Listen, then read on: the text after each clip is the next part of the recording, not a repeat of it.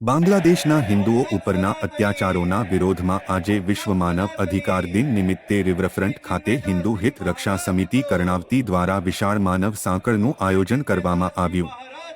બાંગ્લાદેશમાં રહેતા સૌ હિન્દુના હિત અને હિન્દુની રક્ષા કાજે તથા બાંગ્લાદેશમાં જેલમાં પૂરેલ ઇસ્કોન સંતની મુક્તિ માટે આજ રોજ કર્ણાવતી મહાનગર વલ્લભ સદન ખાતે હિન્દુ હિત રક્ષા સમિતિ દ્વારા વિશાળ માનવ સાંકળ યોજવામાં આવી, ત્યારે સૌ સનાતની જનતા, હિન્દુ ધર્મના અગ્રણી વંદનીય સંતોની પ્રેરક ઉપસ્થિતિ રહી હતી। આ કાર્યક્રમમાં ખૂબ મોટી સંખ્યામાં હિન્દુ ધર્મના લોકો પરિવાર સાથે ઉપસ્થિત રહ્યા હતા।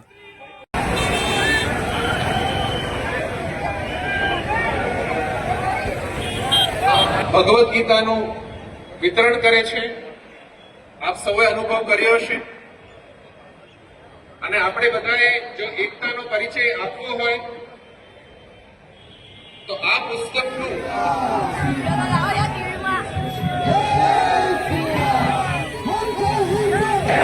श्री चिन्मयदास जी महाराज को, श्री चिन्मयदास जी महाराज को।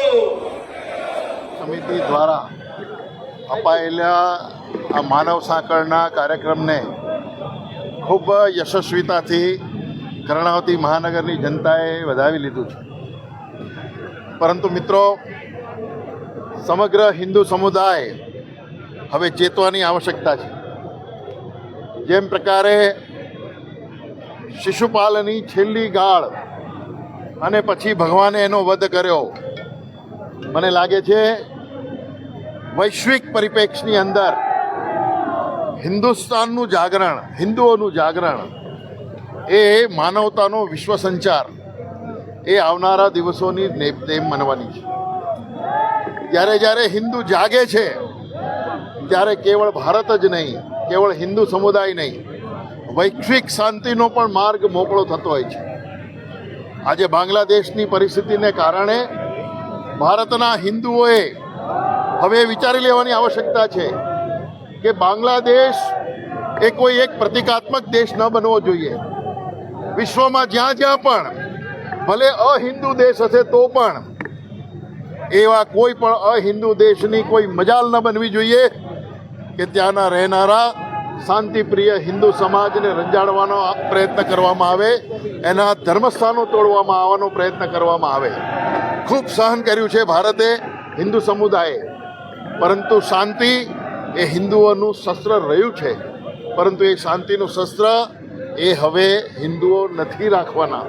એનું કારણ છે સમાજ જાગરણની દિશા આપીને સમગ્ર વિશ્વની અંદર આજનો દિવસ એવો છે, જ્યાં જ્યાં વિશ્વમાં હિન્દુઓ પથરાયેલા છે ત્યાં આ પ્રકારે હિન્દુઓના બચાવ માટેના કાર્યક્રમો થવાના છે। ભારત છોડીને જ્યાં જ્યાં જે દેશોમાં હિન્દુઓ છે, આજનો એ દિવસ એ હિન્દુ જાગરણનો દિવસ છે, અને વિશ્વને સામે હિન્દુ સમુદાય એક એવા પ્રકારે પોતાની શક્તિ ઉપાર્જન કરી રહ્યો છે કે જેને કારણે કેવળ ભારત નહીં તો ભારતમાં અને ભારતની બહાર રહેનારા હિન્દુઓનો પણ જોમ અને જુસ્સો એ વધવાના છે। તો આ પ્રકારના આજના આ કાર્યક્રમનું એક માહોલ બનાવવામાં આવ્યો છે, એક સંદેશ આપવામાં આવ્યો છે।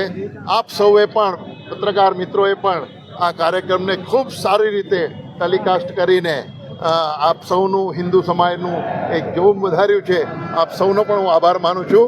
રાષ્ટ્રીય સ્વયંસેવક સંઘ વતી આપ સૌ મીડિયા કર્મીઓનો હું હૃદયથી ધન્યવાદ કરું છું। બાંગ્લાદેશની અંદર આપણે જોઈ રહ્યા છીએ કે હિન્દુઓની કતલેઆમ ચાલી રહી છે, મંદિરો તોડવામાં આવી રહ્યા છે, હિન્દુ સાધુ સંતોની ગેરકાયદેસર ધરપકડ કરવામાં આવી છે।